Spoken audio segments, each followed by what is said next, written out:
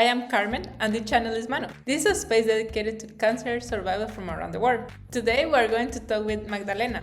She's a cancer survivor from Poland that she is going to tell us who she is and how it was to have cancer in Poland. Hi Magdalena, what is your favorite food and what are you passionate about right now? Hi, Carmen. I'm Magda and I'm from Poland. I am 28 years old. I'm going to be 29 this year. I am cancer survivor. I was diagnosed with Hodgkin lymphoma when I was 18. So it was quite long ago, but still it's a fresh thing.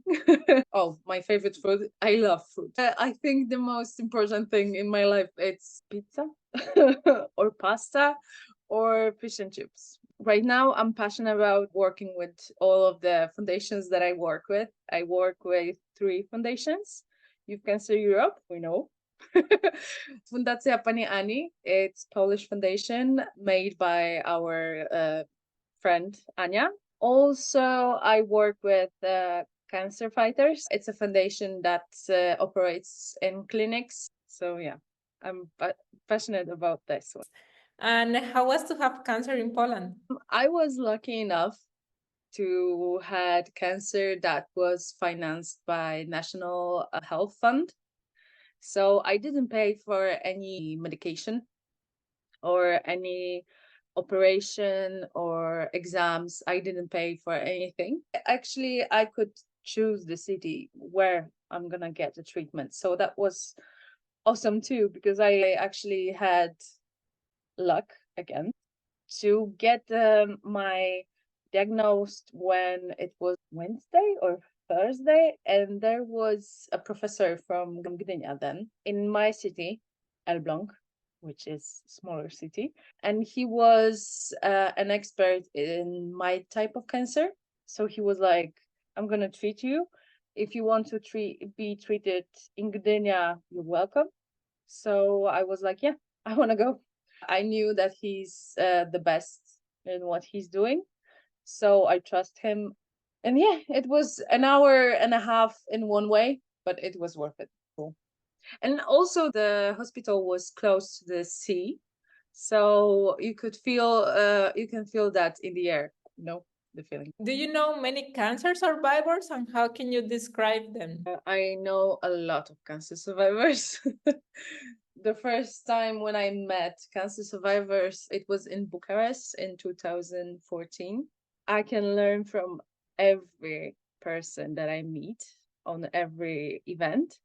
And if I have to say about everyone that I meet in one sentence, it will be those people are incredible. It's so powerful. When I need a support from my best friends, cancer survivors, from like long distance best friends, it's kind of it's very overwhelming at some point how powerful your words are. Like when you support me, I can feel like, yeah, now I can do everything with your support. Like I always keep that in mind, that there are people that believes in me, and it's very, very powerful thing. So, side effects from the cancer that you actually like or your favorite superpower that cancer gave you? Oh, my side effect will be from chemo, not from cancer, because I didn't have any like cool side effects from cancer. I was very weak because of the lymphoma, so there was no side effects of cancer, but of chemo. I liked it that I didn't have any allergies, and I have a lot of them. Yeah, I didn't have any reaction for the allergies. What is the weirdest or funniest thing someone has said to you about having cancer? I started chemotherapy in January, and I had a prom. So I had long hair. So after the prom, I cut hair. It was very short, even shorter than I have now. Only to have here like bangs or something just going like out of the scarf. Yeah.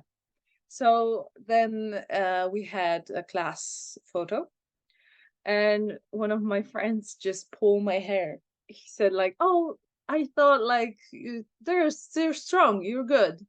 And 1 week after that, if he did that again, he would pull like hand full of my hair, because it was only week after that my hair just started fall out, like all of them. I just sit there like that in the bathroom, just pulling my hair out. And I was like, oh, thank God that he did that like week before, because he would pull like hand full of my hair in front of the whole class and that would be awkward for both of us. And the other situation was it was quite funny for me, but not for the other guy. We were in the class, and my friend asked me that, "Oh, you cut your hair. What do you have? A cancer? Or what?" And then I, with my best friends, we start laughing and just playing it cool. Like we should have an Oscar for this performance. Like we were like, "Ah, oh, you're so funny." But then after the class, I told him like I was diagnosed, and yeah, I have a cancer. And he was like, he had tears in his eyes, and he couldn't speak when I told him. And he was like, "No." At some point, he was like, "No, stop. It's not funny to me." And I was like, I'm not joking now. I don't want to feel like uncomfortable, but yeah, I have a cancer. This question actually, have you ever used a sick car or do you joke about having cancer? Yeah. Yeah, it's always like this. I mean, I was talking about this with my therapist, and she said like this is very healthy response to stress and trauma, to just at some point to accept it, to like I accept this to this point that I'm joking about this. And I can see some people are uncomfortable with this, and I get it. I get it that someone can be uncomfortable with jokes about cancer. I also lost my grandma and my grandpa because of cancer, and I joke about my experience, not about someone else or someone else's cancer. What changes would you like to see in your country to better support cancer patients or survivors? For cancer patients, I would say more peer support from cancer survivors, because first time I was in the clinic um, last Saturday, and I could see the relief on the face of the parents. Like I was like, no, I was sick too.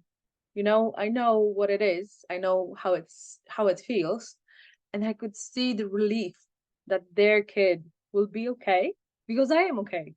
And for cancer survivors, I would say coaching, like how I can talk with people that are sick, support in this, because I have experience. I want to share with other people, with other patients. So teach me how I can talk with them, how to support in the healthy way. So yeah, I think that one, also being able to be an onco coordinator at the medical centers or clinics, hospitals, and not be from the medical background, that will be cool. Because I don't want to go to nursing school to be able to talk to patients. So, which word describe you that doesn't have anything to do with cancer? Hopelessly romantic. I am very romantic, and I will not gonna change that. It's too good feeling, too amazing. Thank you very much for the interview, Magda. Thank you very much, Carmen, for having. If you like this video, well, give us a thumbs up and subscribe. Thank you. Bye.